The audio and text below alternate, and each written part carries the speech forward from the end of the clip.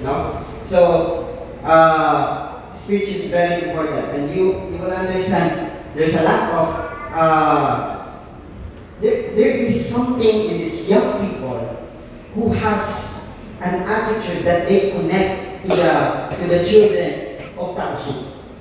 You know why? Because every time these children, murag na sila connection mo, murag dili, murag inahan sila nimo, no? Because the way they speak is careful, no? Sometimes we speak too much, bahala, kapoy ko dili, no? So sometimes, sila na, there is something with this one, with these people, no? Nga na sila connection, communication to the Tausug, no? To the Tausug.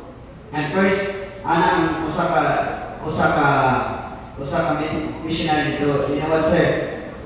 We need to learn their culture. You need to learn their language so that we can communicate properly. No, because usara gani ang sayop niyo dito, I don't know what will happen to you. I don't know what will happen to you. And Father friends, they didn't even bring Adventism there. The purpose why they are there is to care and to have education and to have a wellness in every home that they have. No? So this is one of our worship. No? This is the place of good manna. This is the place, and the moment you will mabundok diha, ay bundok diha na brigade na siya sa soldier na ang kanyon gapaana diha sa good manna. Kaya before mo na ang ikanyon nila, no, kanina place. So that is our worship hall. And this is also the Bajau. We went to Bajau, and one of our kanaguyog na mo from US, nihilak naman siya. When we saw Bajau, walay pagkaon, doon kaya ng mga balay. So, mo na siya, no? Ang Bajau.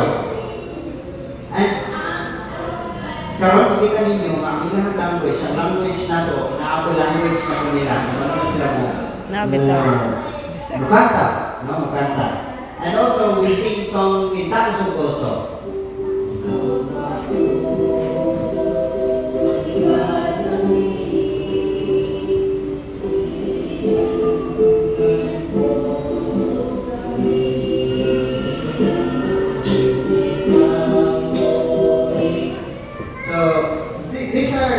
Our visitation, which you will see, the communication is very important.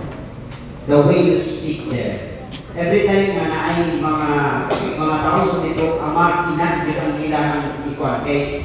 You will set a brotherhood or a family language. No? Kaya naman, dito kang ina sila, mura kung iset mo sila, ma, they are your mother, and they are your father. Ama is Papa, no? So this brings a connection to every tribe in Sulu. There are Bajau and there are Tausug.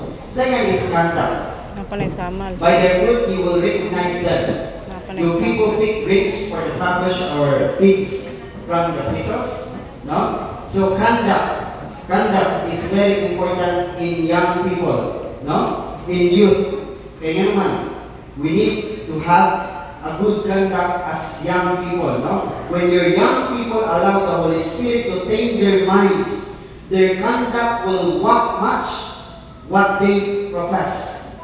We should never forget this admonition of Scripture, for he is thinking on his heart. What are you thinking, no? What are you thinking? The conduct, no? Muna yung mga picture na visitation lamo together with the good manna. This is the imam. The imam.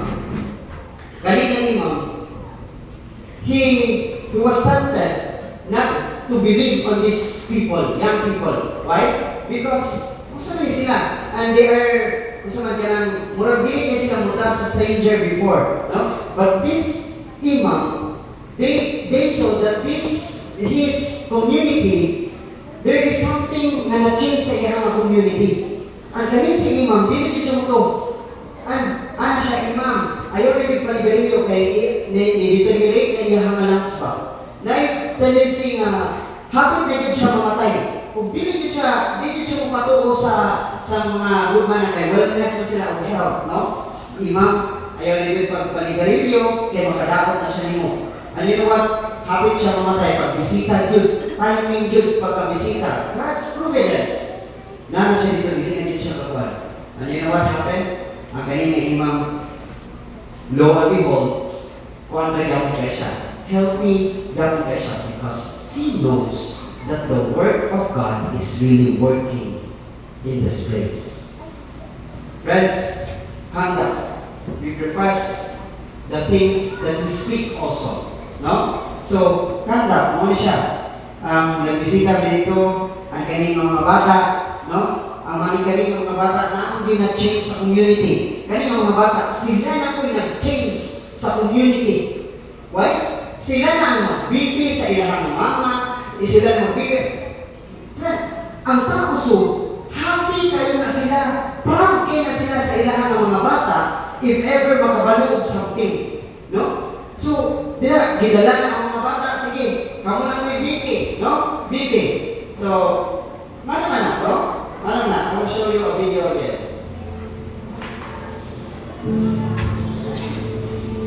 The traditional healing methods of the people of Sulu is basically quackery.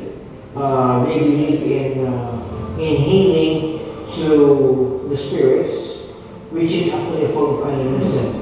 They would rather call their witch doctor, which they call the Kawal, the local witch doctor, which practices quackery. And so this was the traditional method.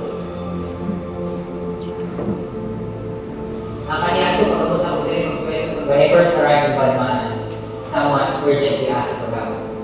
I went to see the patient and found his wounds already badly infected. I tried to clean them, but family members stopped me, insisting that their faith healer 7-day ritual must not be interrupted. I explained that without proper treatment, his condition would only worsen. I told them not to worry about hospital bills because the Lord can provide. Still, they refused. I left with a heavy heart, praying that God would touch their hearts before it became too late.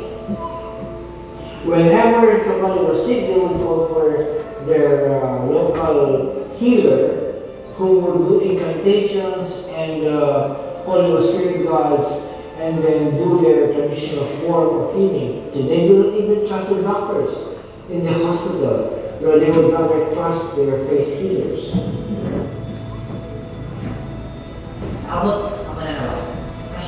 One Sabbath, when we were conducting a health expo for the community, their faith healer unexpectedly came to us asking for treatment for a wound he had gotten from an accident.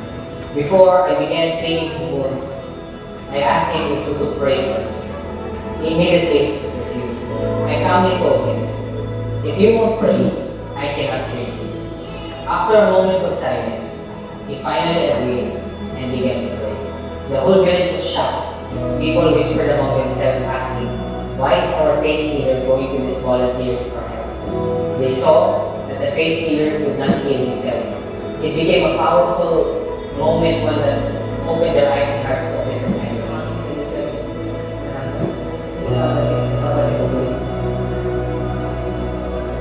That is where they started to trust the methods that were being brought by the volunteer Adventists.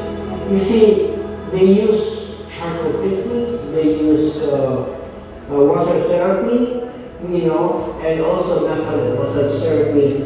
And when the village saw that this can actually heal, compared to their traditional methods of faith healing, to their local doctors or healers, faith healers, then there developed a series of trust in the capability of our volunteers.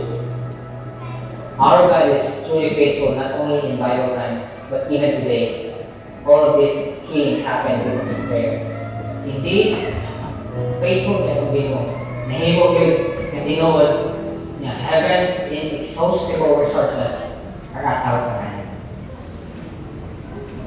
Friends, this despised place, community, God will never give up.